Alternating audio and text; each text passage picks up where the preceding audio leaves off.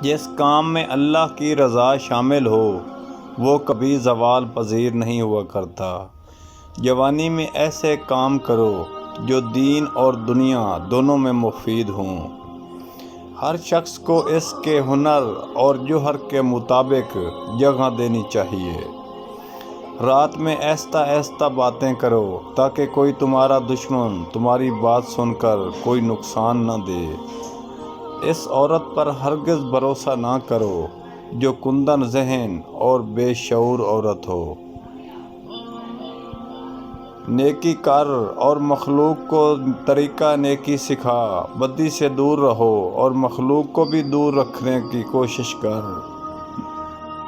جس طرح بارش خشک زمین کو زندہ کر دیتی ہے اس طرح علماء کی صحبت سے دل زندہ ہو جاتا ہے۔ حکمت اور دانائی مفلس کو بادشاہ بنا دیتی ہے۔ اصلاح نفس کی ہمہ وقت کوشش کرتے رہو تاکہ ہمارے اندر اچھی صفات پیدا ہو۔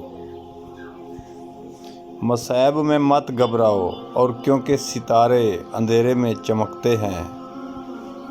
اگر آپ تنگ دست ہیں تو صرف ایک ہی عورت دولت مند بنا سکتی ہے جو بولتے وقت اپنی نگاہیں نیچے رکھے اور پرہیزگار ہو۔